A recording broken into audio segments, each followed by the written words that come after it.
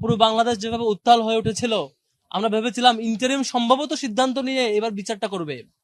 কিন্তু আজকের ঘটনায় বিচার দীর্ঘায়িত হওয়ার পরে যখন সেই বিচার সুষ্ঠুভাবে হওয়ার জন্য একটা দাবি উত্থাপন করা হচ্ছিল, স্বয়ং ডিএমপি কমিশনার নিজে উপস্থিত থেকে এই আন্দোলনকে মকারি করছে এবং আক্রমণ করেছে।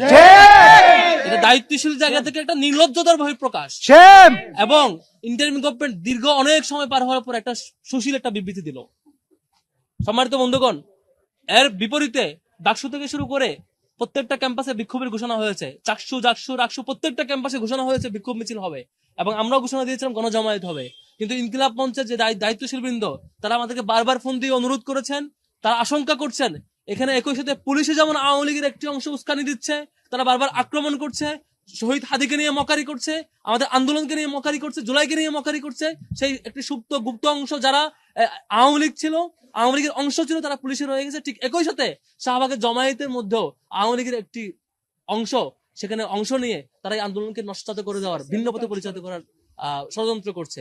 সেই অনুরোধ সাপেক্ষে আমরা কখনোই চাই না আমাদের শহীদ হাদির মতো এই শাহাদাতকে কেন্দ্র করে যে আন্দোলন, সেটিকে আওয়ামী লীগের সন্ত্রাসীরা ভিন্ন খাতে প্রবাহিত করে আগামী দিনের নির্বাচনকে প্রশ্নবিদ্ধ করবে এবং ইনকিলাব মঞ্চ কিংবা শহীদ হাদির শাহাদাতকে এই নির্বাচনের মুখোমুখি করে একটি ষড়যন্ত্র করবে। সেটি আমরা এই নির্লজ্জ ষড়যন্ত্রকে সফল হতে দিতে চাই না।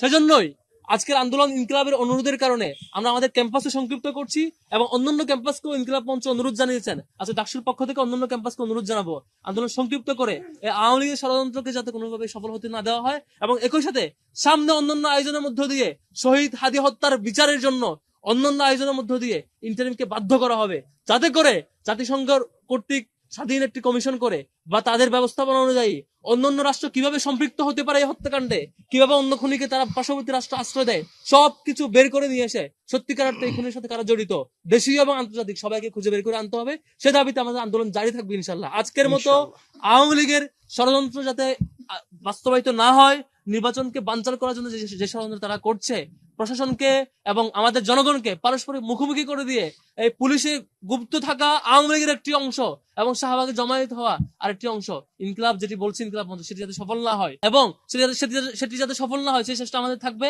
সম্মানিত বন্ধুগণ, ডাকসুর জায়গা থেকে আমরা গভর্নমেন্টকে আহ্বান জানাবো অতি দ্রুত পুলিশের মধ্যে যারা আওয়ামী লীগের এজেন্ডা সার্ভ করে আমাদের বোনদের উপর হামলা করেছে, আমাদের ভাইদের উপর হামলা করেছে এবং জুলাইকে মকারি করে নানা ইঙ্গিতপূর্ণ আচরণ করেছে, তাদেরকে দ্রুত ফাইন্ড আউট করুন, তাদেরকে খুঁজে বের করে তাদেরকে পানিশমেন্টের আওতায় নিয়ে আসুন, নয়তো ডাকসু থেকে শুরু করে প্রত্যেকটা ক্যাম্পাস আপনাদের বিরুদ্ধে আন্দোলনে নামতে বাধ্য হবে।